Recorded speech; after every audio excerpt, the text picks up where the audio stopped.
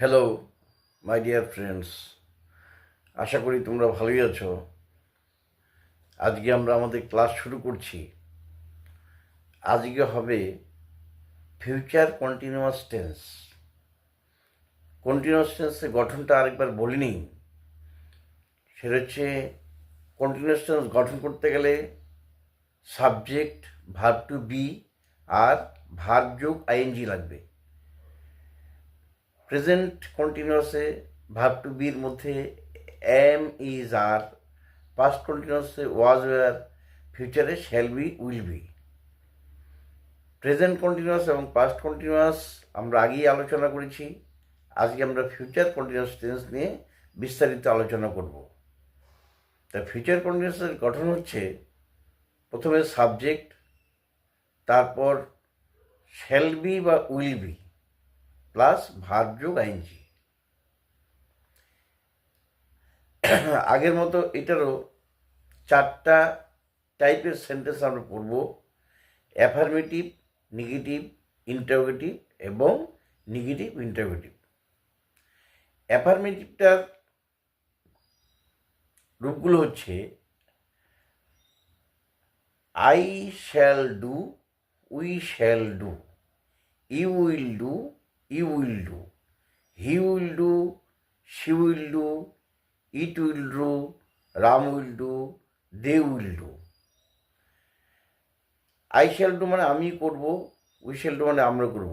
আমি করব, আমরা করব, তুমি করবে, তোমরা করবে, সে করবে, রাম করবে, ইহা করবে, তারা করবে। এইবার এইগুলোকে যদি আমরা নেগেটিভ আকারে লিখি তাহলে হবে I shall not do, we shall not do, you will not do, you will not do, he will not do, she will not do, it will not do, Ram will not do. আমি করব না, আমরা করব না, তুমি করবে না, তোমরা করবে না, সে করবে না, রাম করবে না, ইহা করবে না, তারা করবে না। এইবার যদি আমরা এগুলোকে ইন্টারোগেটিভ করতে চাই, মানে প্রশ্নবোধক, তাহলে কী হবে? তাহলে shall I do, shall we do, will you do, will you do, will he do, will she do, will Ram do, will they do. আমি কি করব, আমরা কি করব, তুমি কি করবে, সে কি করবে, তোমরা কি করবে, সে কি করবে, রাম কি করবে, তারা কি করবে, এরকম। এবার যদি আমরা নেগেটিভ ইন্টারোগেটিভে যাই তাহলে হয়ে যাবে shall I not do, shall we not do, shall you not, will you not do, will you not do, will he not do, will she not do, will not Ram do, will they not do. আমি কি করব না, আমরা কি করব না, তুমি কি করবে না, তোমরা কি করবে না, সে কি করবে না, রাম কি করবে না, ইহা কি করবে না, তারা কি করবে না। এইভাবে হচ্ছে নেগেটিভ ইন্টারোগেটিভ। একটা জিনিস মনে রাখবে, আমরা এখানে আই এবং ওয়ের সাথে শ্যাল ব্যবহার করছি। ইচ্ছা করলে তোমরা উইলও ব্যবহার করতে পারো। এখন শ্যাল আর উইলের মধ্যে কোনো তফাৎ নেই, ব্যবহার করা যেতে পারে। তাহলে এটা হলো ফিউচার কন্টিনিউয়াস টেন্স। তাহলে আমাদের আজকে কন্টিনিউয়াস টেন্সগুলো শেষ হয়ে গেল।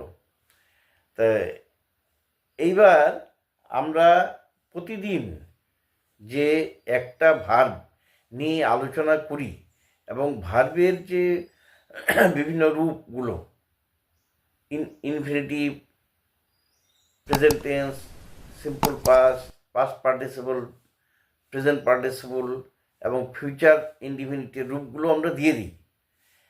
আজকে এরকমই একটি ভার্ব দিয়ে আমরা 5টা সেন্টেন্স বলছি এবং সেইগুলো তোমাদের কিন্তু ডেসক্রিপশন বক্সেও দিয়ে দেওয়া হবে। ফিউচার কন্টিনিউয়াস টেন্স পুরোটা দিয়ে দেওয়া হবে। এক পেজ ভার্ব, বিভিন্ন ভার্বে বিভিন্ন ফর্মযুক্ত একটা পৃষ্ঠা দিয়ে দেওয়া হবে, বিভিন্ন ভার্বের রূপগুলো। আর একটা ভার্ব দিয়ে 5টা সেন্টেন্স কিভাবে তৈরি করা যায় এবং তাদের অর্থটা আমি বলে দিচ্ছি। অর্থ খুব সহজ, তোমরা বুঝে নিতে পারবে। অর্থটা আমি বলে দিচ্ছি। যেমন পে একটা ভার্ব, পে মানে পরিশোধ করা। I pay the shopkeeper everyday, আমি প্রত্যেক দিন শপকিপারকে কিছু পরিশোধ করি। Infinitive, I want to pay my school fees, আমি আমার স্কুলের ফিস পরিশোধ করতে চাই। We paid the bus fare yesterday, আমরা গতকাল বাস ভাড়া পরিশোধ করেছিলাম। I have paid the bill, আমি বিল পরিশোধ করেছি। Mother is paying the electricity bill, মা ইলেকট্রিক বিল পরিশোধ করছে। I will pay the money tomorrow, আমি আগামীকাল আমার টাকা পয়সা পরিশোধ করে দেব। তাহলে এই যে একটা ভাগ পে, পে দিয়ে আমরা 6টা সেন্টেন্স করতে পেরেছি বিভিন্ন রূপে। কীরকম?